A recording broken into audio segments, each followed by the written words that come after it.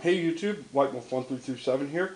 Well, it's been about 6 months since I said I'd be doing something other than an opening, and since then I've been doing nothing but opening my Christmas loot. Today I'll finally be getting to that video. Today I have for you a product review of my Dual Disc Yusei 2010 that I got for this Christmas. Now, I have the box here, and as you can see, it comes with a duelist device and 5 promo cards, all Japanese.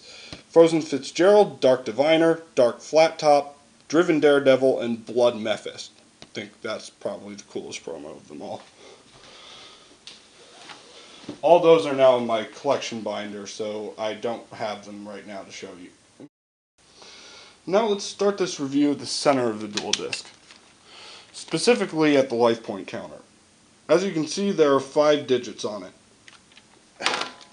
This is a major improvement over American dual discs, which only have 4. Why is this important? Well, generally you won't need it, but since starting life points are 8,000, it doesn't take much to push it over 10,000. Plus, it helps if you're playing Psychics, which can easily achieve 20,000 life points. Also, you can accommodate for house rules. Say you like playing with 16,000 life points instead of 8,000. My only real complaint is that the last button here doesn't do anything. Usually this would light up the counter, but since it's always on, thanks to the switch at the side here, it does nothing. I would much rather it have control the ones digit, so at least you could have life points easier, but that's just me. On to the deck and graveyard zones. Both support sleeved cards. I'm going to get out one of my decks here to show you that it does.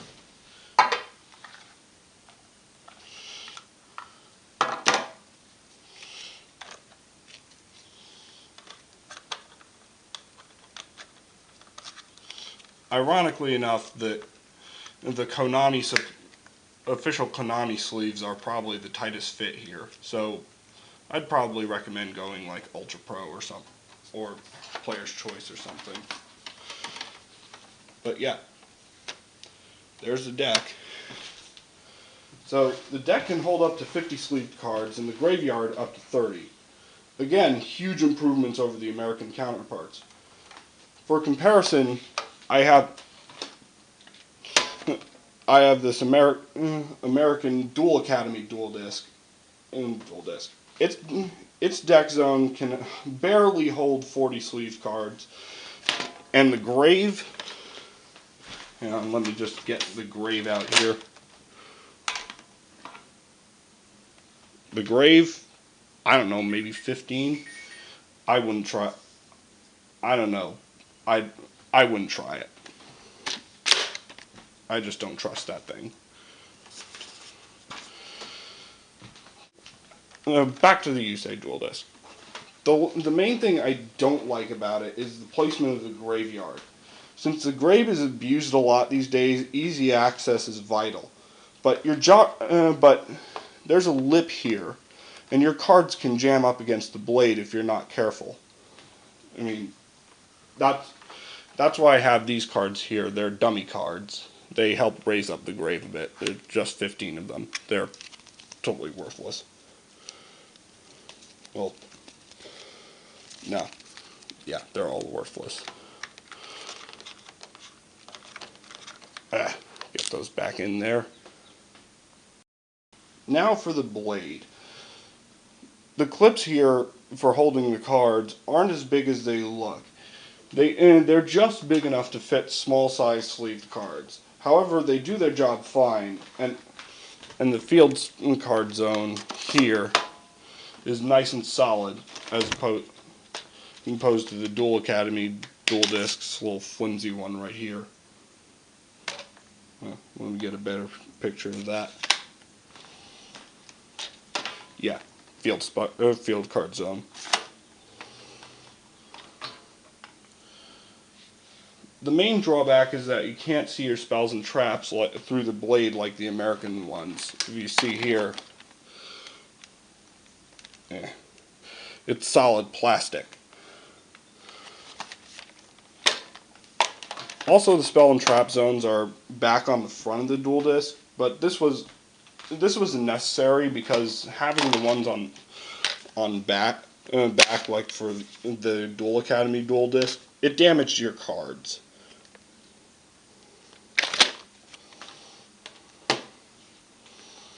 So that was a necessary, well, maybe not an improvement, but it was necessary.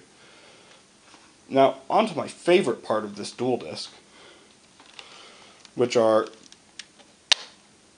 Extra Deck and Banished.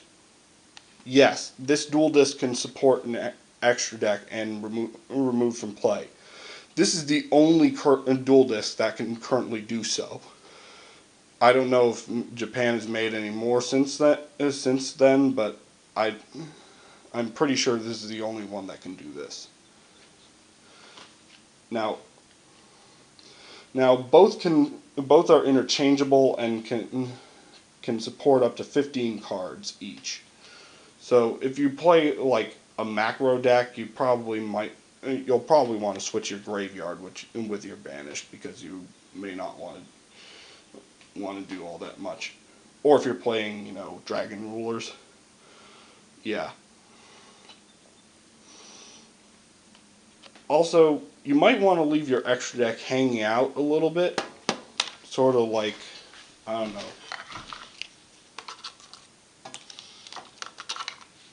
I don't know if this is enough cards to fit in there. This. Yeah, this isn't a full 15 card Extra Deck,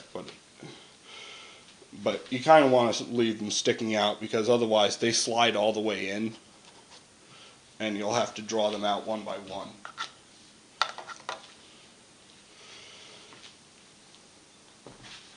But yeah, Extra Deck, Banished, that's what I like about this dual disc.